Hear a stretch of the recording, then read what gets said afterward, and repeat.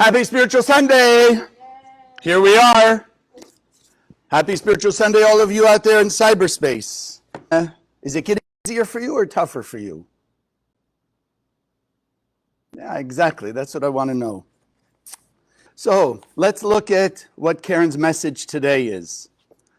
Finding the light through the darkness.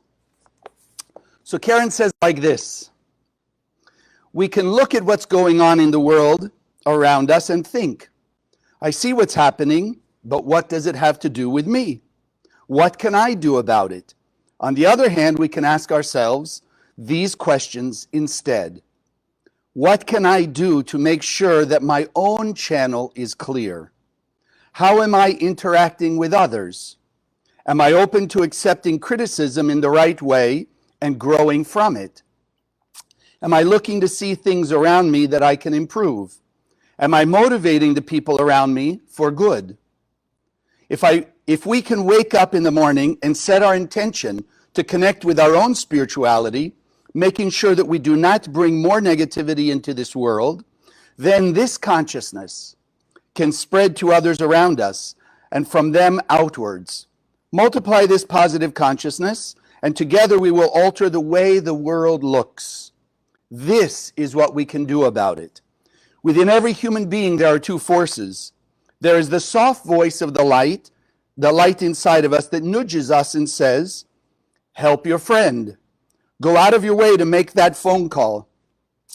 And then there's the other voice, a much louder voice, the desire to see oneself alone, which says, take a little extra for yourself. Cheat your partner. He won't know the difference. Every day we can choose which force to listen to. Our choices make a difference in the health of this world. Every day, let us ask ourselves again, what is it all about? What is it all about? Is it the few moments of my selfish pleasure, or is it about being victorious in bringing the world well-being? Will we do things that serve only ourselves, or will we do things that benefit others as well? May we all develop a true desire that will result in the blessings for each of us and for the world. So, very apropos to today. So I want to just start with a simple concept. First commandment in the Bible. First of the 10, what we call utterances. I am God, and you shall have no other gods before me.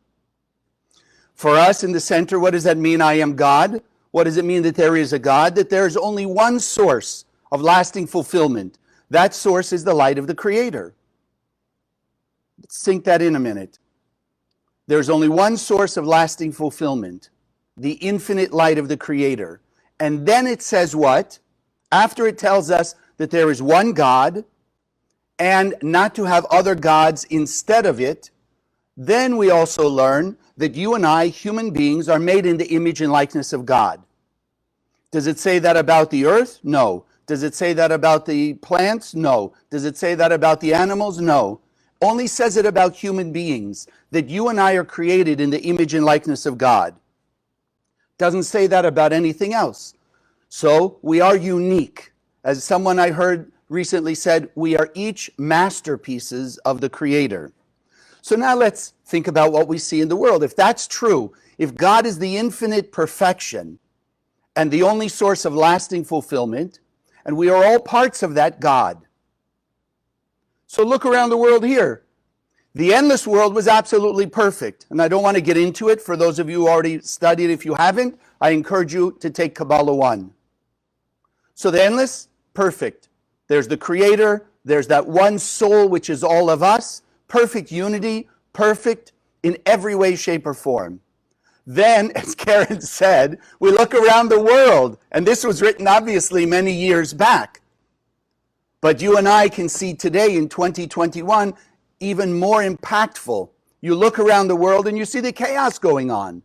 So how could the Creator have created perfection, and then we can see in this world imperfection, chaos, discord, all the trouble, all the difficulties that are going around in this world. So what happened? What happened? If we're going to ask ourselves, what happened? It's the one thing that I mentioned in the posts for this morning. What happened? When we came into this world with the Big Bang, we created a separation called 7.5 billion human beings. The endless world, we were all one. In this world, we fragmented ourselves, we separated ourselves, that one soul, into 7.5 billion human beings. So, and yet at the same time, we're still the most powerful beings on earth in this universe. So what really took place? The I happened. In this world, we have the choice. I'm separated from other people. I, me, myself, and I. You look around the world, of course. Who else is there like you? Nobody. Who else out there feels what you feel? Nobody. Who else is going through what you're going through? Nobody. And then the same way, we look around the world and say, oh, well, look at them. They're better off. They're not so better off. It's unfortunate they're in their chaos, etc. So as Karen said, what can we do about it? Well, first is to realize that if we're in the image and likeness of God, then the power that God has to create perfection, to create universes, we have that same power. So there are 7.5 billion of us. And according to this kabbalistic understanding, think about inside each of you, inside me, inside each person on earth, whether they realize it or not, there is a creative power, the power of God, that's creating our own world. So when you look around this universe, you look around Earth, you are not seeing what I see. You are not seeing what your neighbor sees. You are not seeing what your friends and family see. You are seeing only your world as you create it, because everything that you and I do creates our world. Everything we do creates our world. So you're saying to yourself, Chaim, I didn't create all the trouble in the world. Better go back to Kabbalah 1. If you and I see chaos and difficulty in the world, it's because we are projecting it out into our world. Because remember, we are the image and likeness of God. We are the power and the ability of creation itself. So you can't suddenly say, oh, no. I don't want to take responsibility for creating all the chaos in the world. Okay, don't take responsibility for all the chaos in the world, but at least take responsibility for the chaos that's in your life. Don't like that very much, do you? Because I can hear the voice saying, no, Chaim, you have no idea what happened to me, what went on, who's doing this to me, who's saying that to me, what's going on around me, what's fair, unfair. Look at all these things that are going on. Okay.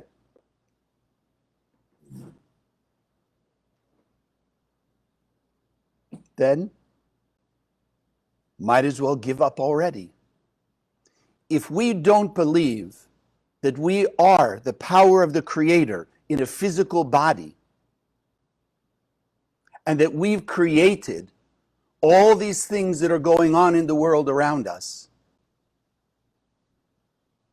if we don't believe, have certainty that we are the ones, the force of the Creator shining out of us through every word, thought, and action that's created everything in our world, then all bets are off. If you really believe it's a random universe, that there is no law of cause and effect that is absolute, then why bother? Why bother?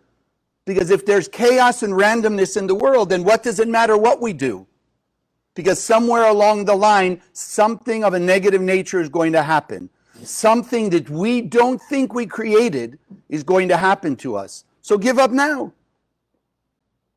If in your heart and soul, like all the rest of us, when you close your eyes and you really just let go, and you listen to the voice of your soul, and it tells you, yes, you can achieve, you are capable, there can be peace in the world, then that's what we have to strive for. But we will never reach it in a merciful way unless or until we start to understand what's going on in our world, our even individual world that's creating these difficulties and challenges is the I. Me, myself, and I. So a lot of us will look at it this way. Because the I has two sides. There's the me, myself, and I, and then there's the I that is part of everyone. So the I that's separate is the one that says, oh, I'm not good. I'm no good. I can't do that. I can't achieve that. Or conversely, also part of the I of separation is the one that says, well, I'm better than them, and I'm smarter than them, and I'm more capable than them. That's still the fragmented I, the one that's disconnected from the light of the Creator, the one that therefore, once disconnecting from the light of the Creator, and therefore the pattern of perfection, then that person can only use their ability to create chaos. Because there's only one pattern of perfection. That was created by the Creator. Whatever religion you are, whatever name you give it, etc., there's one Creator. We all have a piece of that ability to create. So when a person doesn't align themselves in unity with that original pattern of perfection, the only thing outside of perfection is imperfection. The only thing outside of harmony and order and blessings eternal are pain, suffering, and chaos, discord and trauma, obstacles. It's one or the other. In this world, there are only those two choices. So the other aspect or another aspect is, you know what? I don't care what people think about me because they don't mean anything to me. Fragmentation, separate. And then there's probably most of us, I do care what they think. So I better act in a way that will make them say or think good things about me. That's also the fragmented me. That's not the me that the Creator created. That's not the unity the Creator created. That's me separate. Here's maybe one that'll strike your heart a little more personally. How many of you have felt unlovable? Because this one left you, that one left you, your parents didn't love you, people mistreated you, etc. So we're unlovable. What are all these things? These things go back to the opening statement. I am God, have no other gods before me. So when a person feels either they're unlovable or they're the only lovable person in the world, when they think they're the worst person in the world or the best person in the world, those are other gods. That's not the God that's implanted inside of us. That's the aspect of separation. That's the discord. You have a very simple example in the Bible that we're reading now in this time. You have Moses. Moses was still, it says, Moses was the most humble man. So obviously there was an aspect of an I. Moses knew he was Moses. You and I know we are who we are. But then Moses didn't allow that aspect called Moses to be fragmented and separated from the rest of the world. And this is why the Kabbalists teach us that Moses was equivalent to all human beings on earth. How? Why? Because he was so connected to the light of God, the infinite light of God, and he was such a pure channel of that light of God, that the only thing he could see inside every person was the light of God. You think when God looks down, metaphorically, if you're new to this, we don't believe God is a person, a being, etc. It's an energy force, an infinite energy force. But when the Creator metaphorically looks down on this earth, he doesn't see 7.5 billion people, doesn't see chaos and negativity, doesn't see light and darkness. The Creator can only see what it is: light, total, absolute, eternal fulfillment.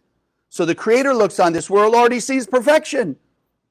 So it's only that opponent that we teach about, that parasite in our head called the eye of fragmentation, the ego, that can say, oh, there's all kinds of separate things in this world. I'm better or worse than other people. I'm distant. I don't care about them. Or I'll care about them up to a certain point, but not after that. Or I just don't see the light in them. I can see their negative behavior, their nastiness, etc. So that part of us that still has the ego, the sense of unlovable, angry, jealous, guilt, shame, then we can see that in other people. But the Creator, because it's only perfection, only sees perfection. Moses, because he had achieved that level of being just a pure channel of the light of God, he could only see the light in other people. So you're asking yourself, so what about all the stories in the Bible where he got upset, he was bothered, etc.? Okay, I'm not telling you to pretend there's no chaos in the world. I'm not telling you to pretend you don't have challenges in your life. What I'm asking of you, what the Kabbalists teach us, what we teach here in the Kabbalah Center, as we connect to the light of the Creator inside of us, the quantum Creator, and we let that flow through us through actions of greater transformational sharing, then more and more what we see is only perfection. So like we often talk about, some of you on your phone, you have different types of games, do you not? You play these different games. What are some of the games? You're trying to find words in a group of letters. You try and make out words. You're trying to pick out matches of things in a group that looks chaotic, that's all thrown together. Okay, so it looks like chaos, but don't you and I know in the midst of all those letters, there are the words that the game is asking you to find, that there are pairs or matches among all the various items on the floor or in that game? So the same thing. When we look at the world like Moses looked at it, yes, he saw people doing different things, etc., but he saw the original pattern that still exists, that original pattern of perfection. So Moses, in all his words, thoughts, and actions, were doing what he was able to do to bring together all those pieces into unity. But like we've said, there's that side that's ego, that wants me to be separate, that wants me to feel unique in an egotistical way. Yes, God created us unique. But like Moses, he was unique as Moses, but he also put himself in a unified way with every human being on earth. And that's why it says he was equal to every person on earth. But then there was, if you read the story in the book of Numbers, the story of this man called Korach. Now, let's relate you and I, because unfortunately we're more like Korach than we are like Moses. So here was Korach. He was very powerful, very rich. He had a high position among the millions of people who were traveling in the desert. And yet at the same time, he came to that point where it was I, me. Moses, why am I not in the position of leadership? Moses, why am I not in the position of spiritual leader? Why am I not? He disconnected himself from the light of the Creator, which is putting us in unity. And therefore, what happened? If you go on and read the story, because, as it says, the first word of this section, it says, and Korach took. He took. You and I have been learning since Kabbalah 1. There's nothing for us to take. If we know that the Creator filled us with everything, then there's nothing I can get. All this, the lack that we feel is related only to the one thing, not letting out of us, not projecting out of us, not emanating out of us the light of the Creator with greater love, kindness, compassion, generosity, tolerance, humility. That's what Karen was saying in the part we read. How are we serving others? How are we helping others? How are we letting our light shine to remove our chaos?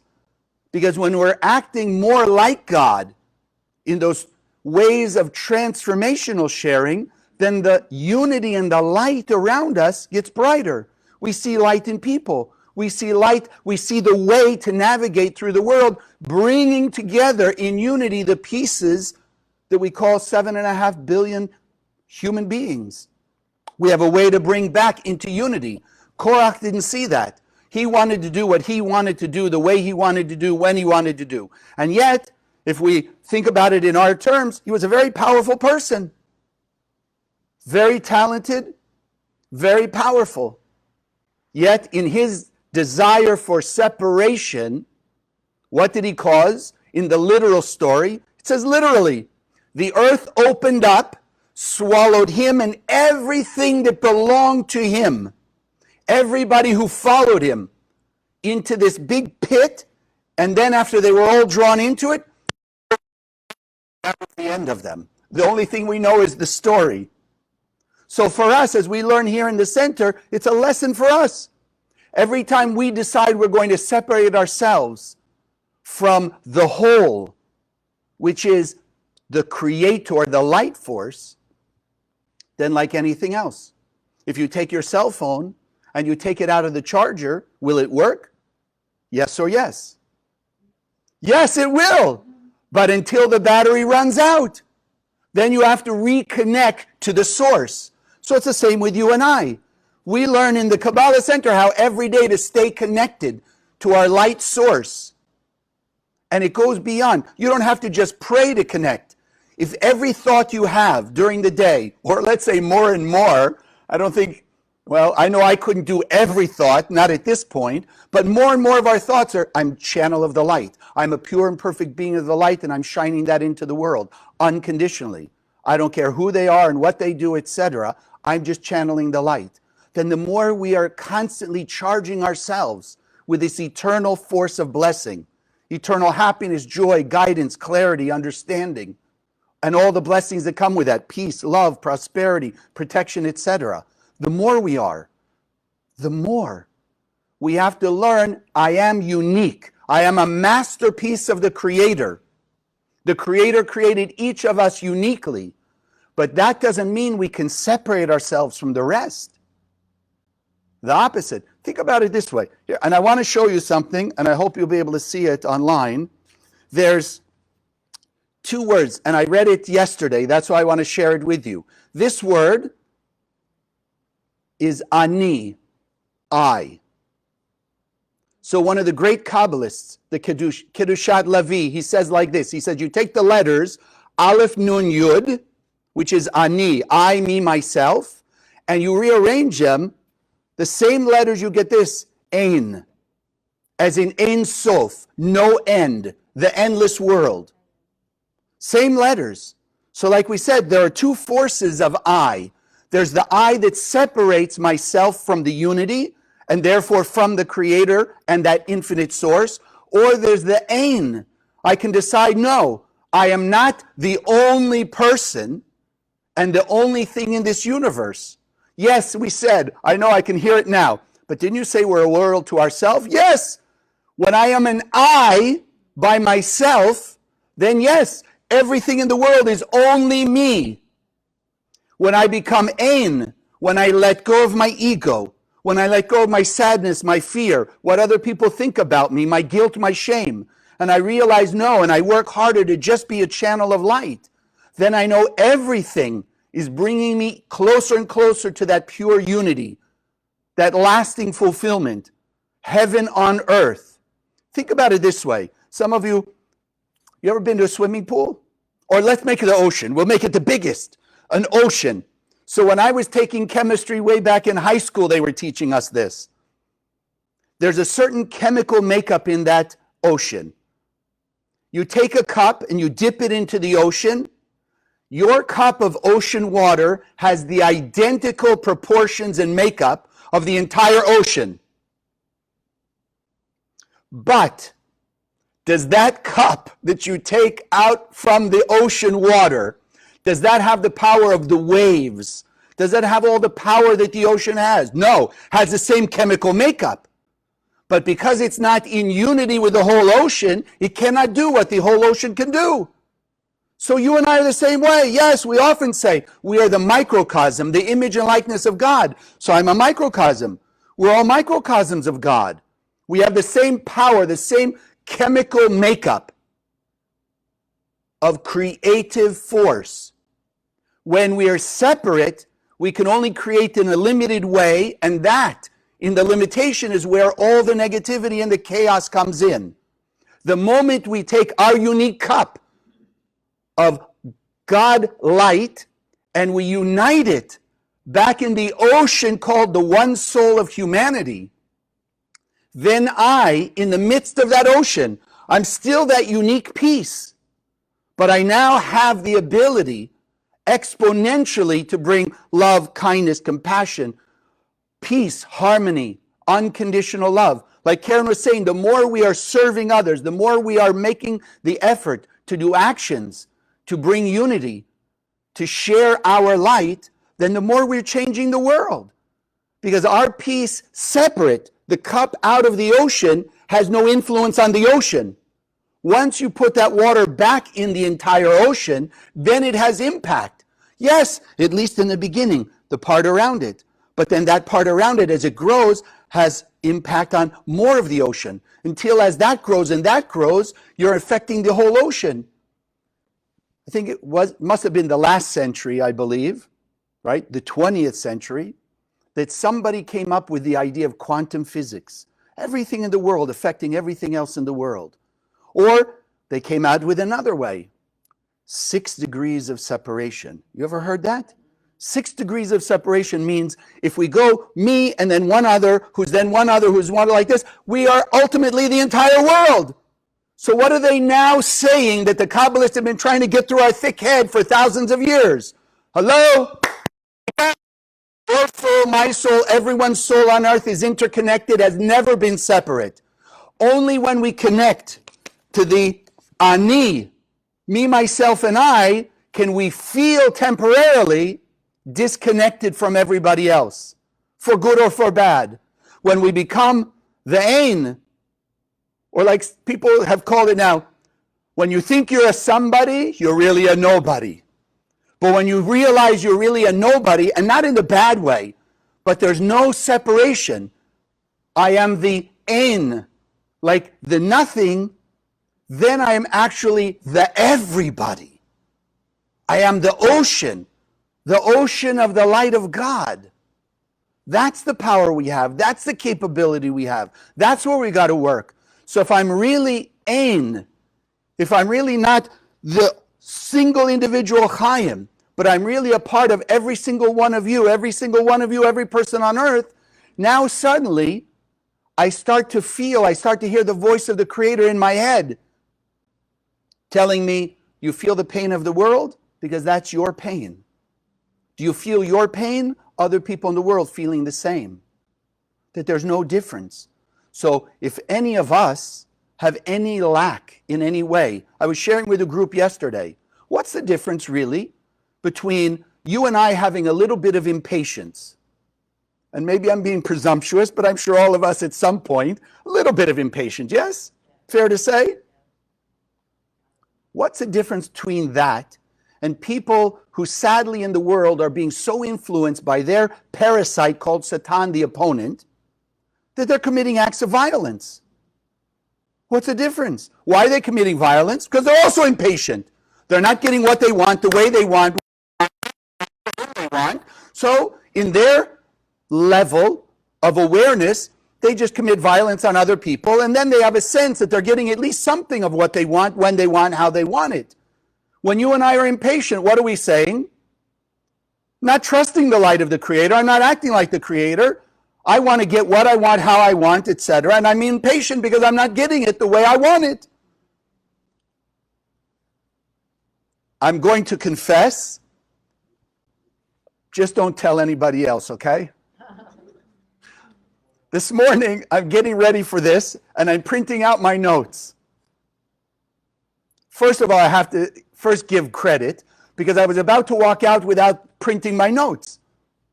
And then the angels, God, whichever one, stopped me and said, Chaim, you didn't get your notes. Okay, so now I'm feeling in a little rush, okay, a little bit of impatience. So I'm going and I'm trying to print, and it's not printing. And then it's not printing the right thing. So I have to share with you, I'm screaming at my printer. What's the matter with you? Printing the wrong page. Of course, it's the printer's fault, right? It can't be me. I didn't check to see it was the right page. I didn't do whatever was supposed to be right, because the mechanical printer as many of us often think, and as of course my reactivity thought in that moment, the printer has a mind of its own. Right? None of us think that about our cell phones, do we? Your cell phone does everything you want, when you want, how you want. Nothing unexpected happens, and therefore we'll tell our friends, yeah, I don't know why it called you, has a mind of its own.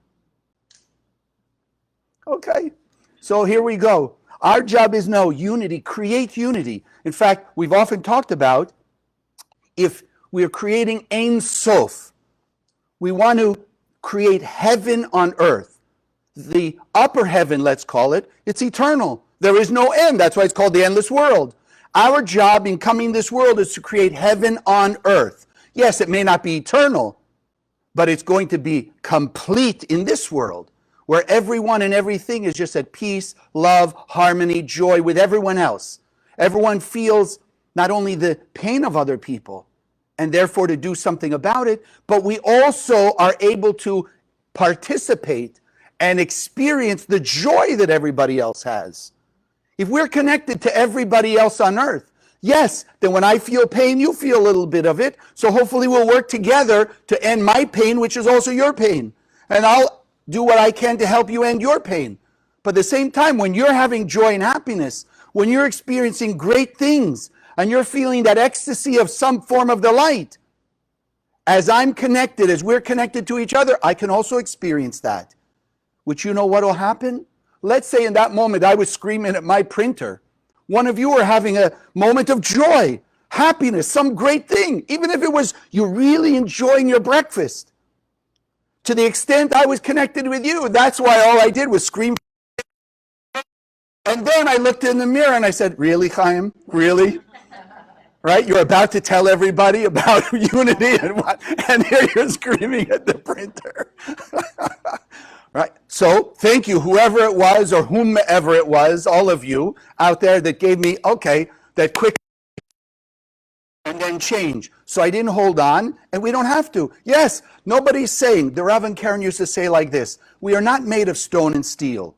So of course we're going to have our emotions. Why? Because we had our bad emotions in the past. And it's not going to change until we change it. So we have to experience them in the first moment. Don't have to stay with them. So like that. So then the next moment, all of you sent that energy to me through your angels that I woke up and I said, really, Chaim? And then I had a big smile. I didn't hold on. It didn't continue with me. It was like one moment and then it was gone. Like when I took my cup of water and I put it back in the ocean. Then it was mixed amongst all the power of that quantum energy of the ocean. That's what we want to do. Imagine. Think of something you need right now. Even if it's just something you perceive you need. You need it, you want it. You have a little difficulty in your life, you have a choice to make, you have something going on. You need some help. You need to find somebody who can help you with your business or whatever. You're looking for a relationship. You need somebody to be in that relationship with you. As we connect to the quantum, as we connect to that ocean of light that exists here still in this world, it didn't disappear. We just covered it up, but it's still here. As we connect to that quantum, is that person, that solution, that answer, is it in the ocean of the light? Does it exist somewhere within humanity? Yes.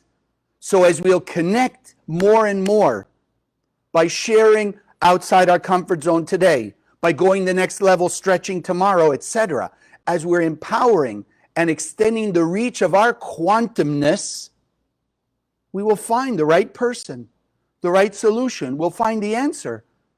Because there's nothing that doesn't already exist in this world that any one of us could need. Why? Think. Because inside of us is a piece of God, that infinite light. And the infinite light has everything.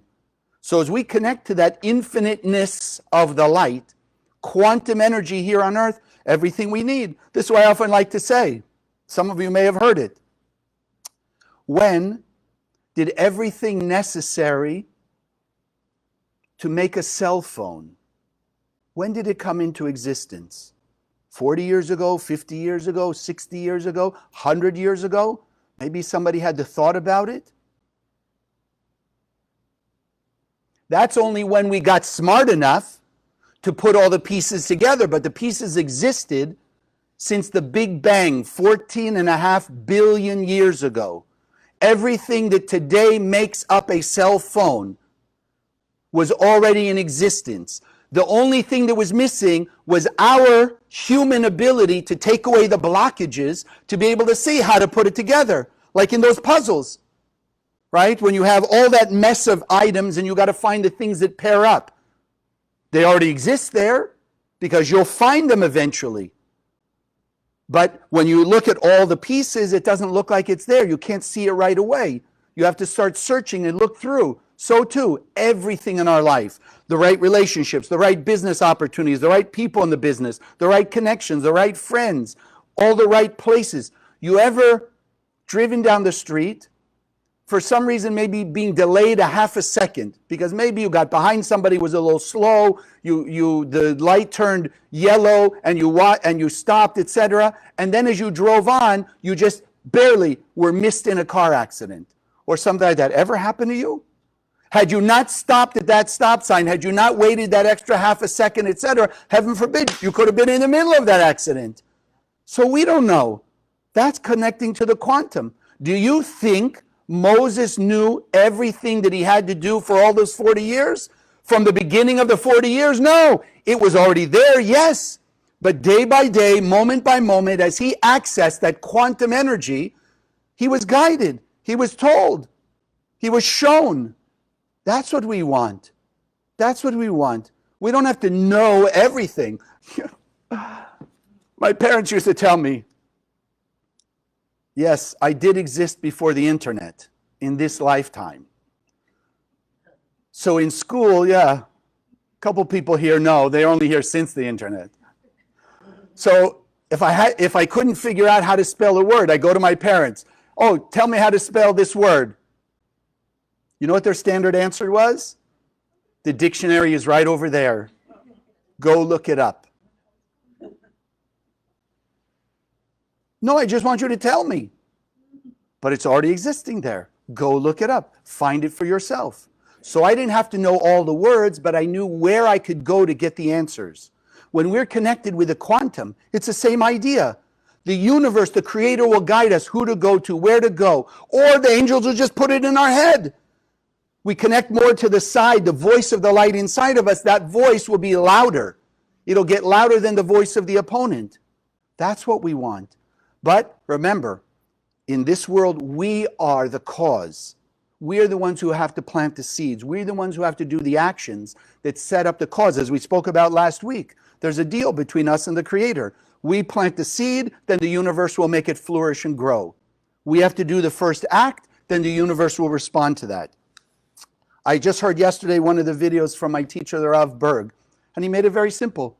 If you go back to the Bible story, tree of knowledge, tree of life. Now put it in our terms today. The tree of knowledge, good and evil, or good and bad. What does that mean? And this is what he was saying. So simple, yet so powerful. We know the tree of knowledge, that was the, quote, sin of Adam and Eve, which are really you and I. We connected to this physical material world as our source of fulfillment. That's what it means. So the Rav was saying, how do we know it's an illusion? Because when it's the tree of knowledge, good and evil, it means good for one person, bad for another person at the same time. No, the light is only good all the time. So the moment there's that relativity, means you're caught in the illusion, right? Good for me, bad for somebody else. Bad for me, good for somebody else. In the tree of life consciousness, it's always good. Why? Because if I see the light everywhere, then even when the challenges come, like we said, I can see the solution through the challenge. I know it's my opportunity to fix something I've done in the past and put it back in order. Reunite it with the tree of life. Reunite it with the ocean of light. Reunite it with the heaven on earth, the Garden of Eden that already exists. That's our job. Reconnect ourselves. Don't look at something as good or bad. It's all good. Now let me make it revealed as the light of the Creator. That's the difference. So I want to share with you as we're closing up before our meditation. So there's a saying from the Kabbalists, God only wants our heart. So as we talk about what's in our heart, it's the light of the Creator, it's love. Love is unity. Love is unity. So as we will grow in that unity, miracles will happen. And I want to leave you with this story. So one of the great Kabbalists, who was known as a miracle maker, he could bring healing about for people, help them find the right relationships, etc., etc. So one person who had a child who was suffering with some illness and the doctors had given up. So he went to the Kabbalist and he asked the Kabbalist to pray for his child. So they're praying together, and the Kabbalist is doing his meditations as the Kabbalist goes up in the upper world, see if he can open up the gates of healing, etc., etc. And he comes back and he tells the parent, no, I'm sorry, I can't do anything. The gates are closed. So of course the parent is now dejected. He's sad. So as he starts to go, he gets in his horse and wagon and he starts to leave. And all of a sudden he hears, like a horse coming behind him. And it's the Kabbalist. So he comes to the parent and he says, I couldn't open the gates, but I can be here and cry with you.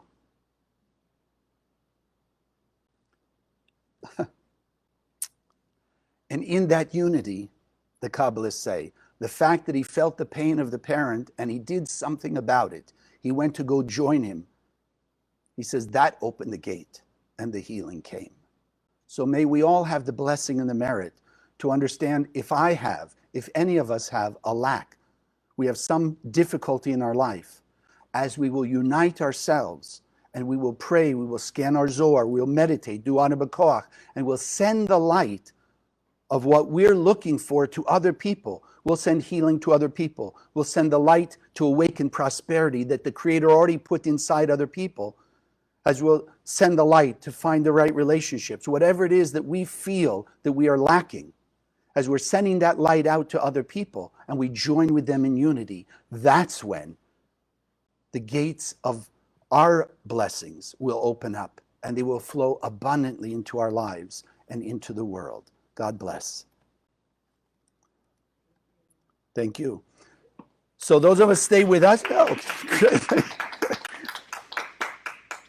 So what I'd like to do first is let's do the meditation on our giving, and then we'll do the meditation to bring peace and unity to the world. So we'll do our meditation on the offering because we want to bless our offering.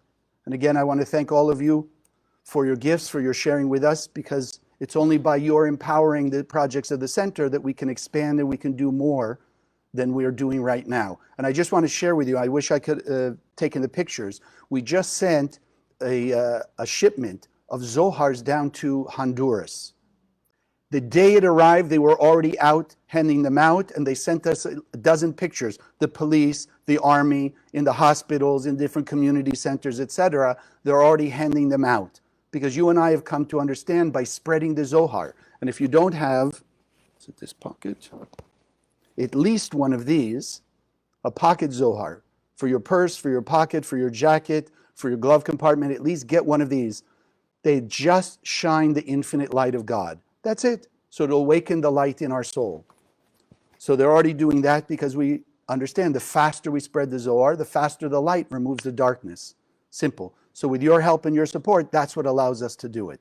So let's just take a moment, those of you here, if you hold your offering in your hand, those of you online, you can do the meditation and then go on connect the link. So we just want to have gratitude, appreciation, that we understand, yes, we are the microcosm of God in this world.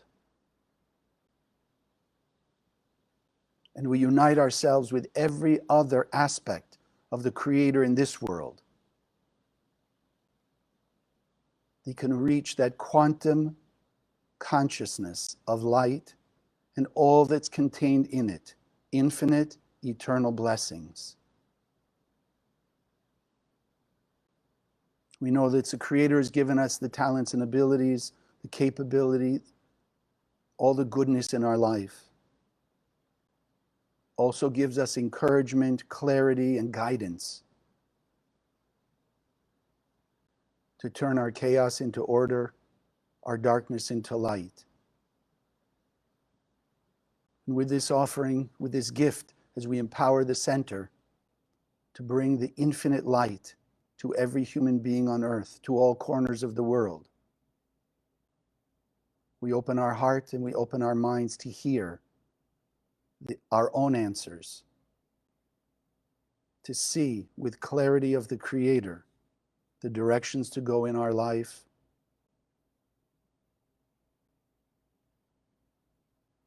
to have greater sensitivity towards other people, that we can access their soul, awaken the light in them, creating greater unity for us and for them with the infinite light of God. And we know that by sharing and acting like God, we will be blessed many, many times over. So we inject our love, our light, and our blessings for heaven on earth immediately. Spiritual awakening for every person on earth immediately.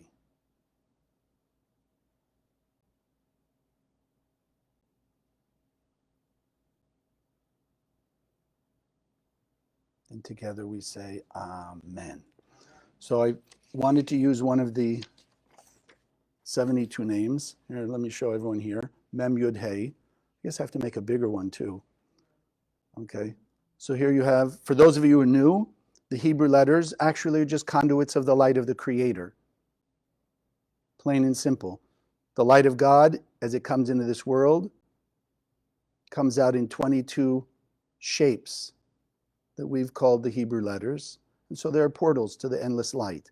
So in this case, Mem Yud Hey, as you see it written, this will activate unity, building bridges between people. So just look at it.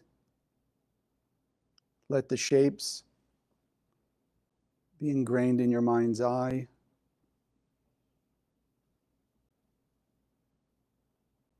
And then close your eyes.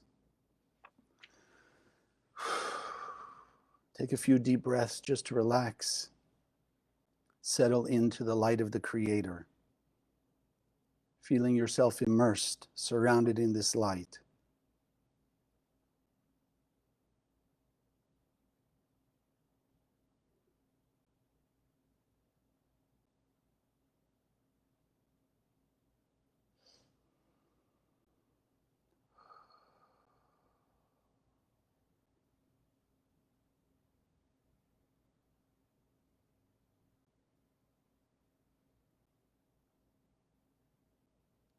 And now envisioning the Mem Yud Hey, these three light force particles shining their infinite light, united, that the Mem and the Yud and the Hey, which each have their own unique energies, unite, and in that unity will awaken inside each of us, one, a greater unity between us and our pure and perfect light being, the infinite light of the Creator, and also building bridges and unity between us and the soul of every human being on earth. That we live into that perfection, that as this energy is awakening inside of us, we can feel the motivation, awakening a greater desire for unity, lasting fulfillment, peace and harmony.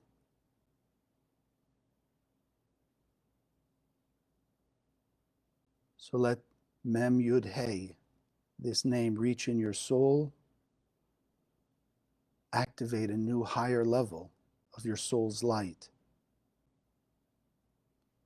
and then shining it out in the world to reach out and unify ourselves with all humanity, reaching into the soul, the heart.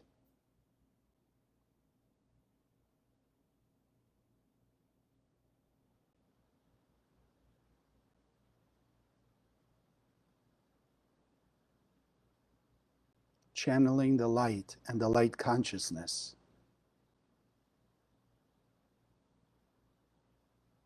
Did we become the Ein? We become unity, oneness, and therefore squeezing out the darkness, the discord, whatever aspects of lack, hurt, pain that we each have experienced as we use the Mem Yud Hey energy to unify ourselves together and with the infinite light and channeling it into this world, the light replacing the darkness, giving us the inspiration, the guidance, the clarity, remembering we are pure and perfect beings of light.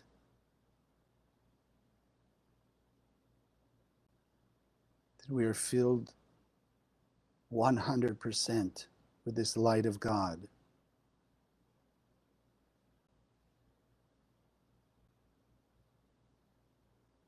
And with this newly awakened power, this new level of our soul's light, we are committing ourselves to go out into the world, serving others more than we serve ourselves,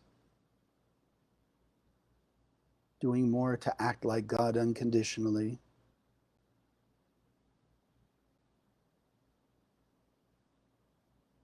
putting ourselves in that ocean of light, and therefore everything in the ocean, all the love, abundance, peace, protection,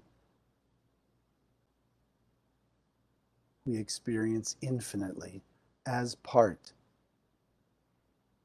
of the one soul, that perfection the Creator created.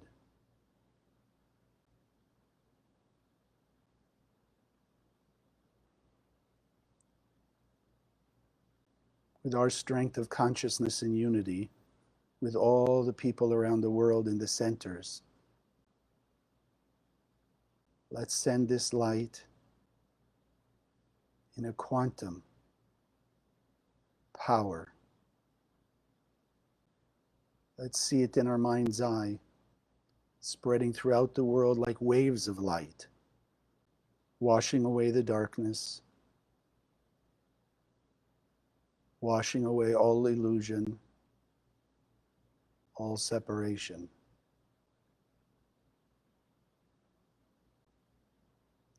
Let's see the world immersed in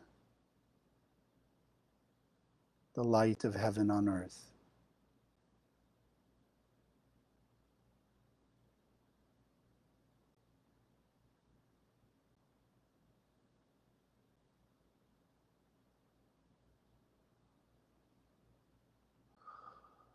Mem Yud Hey. Allow it to be engraved in your soul, in your mind's eye, in your heart.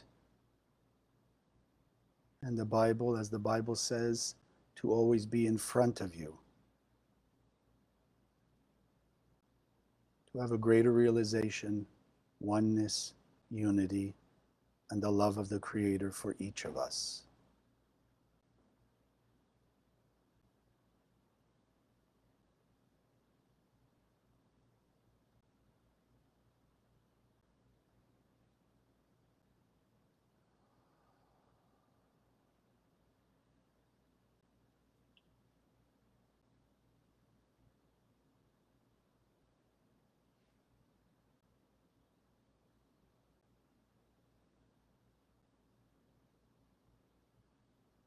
Take one more deep breath, anchoring it and solidifying it inside your heart and soul. And as you exhale, slowly opening your eyes.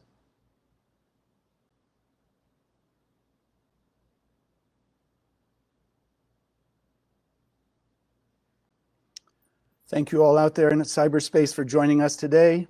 Please share this with your friends and family, and we'll look forward to seeing you next week. Have a blessed, light-filled week. Hi friends, thanks for joining us on the Spiritual Sunday YouTube channel. If you enjoyed this video, click the subscribe button so you'll be notified when we put new videos on. 2, if this is something you feel your friends or other people in the world could benefit from, please share this. Share the video, share the channel with others. And thirdly, we are a nonprofit and we can only grow and expand our projects and the programs that we have with your support. So if you've enjoyed it, help us pay it forward to other people, supporting them to also come and learn, that we can raise the consciousness of people around the world, bringing greater peace, love, and unity to all humanity. God bless. Look forward to seeing you next time.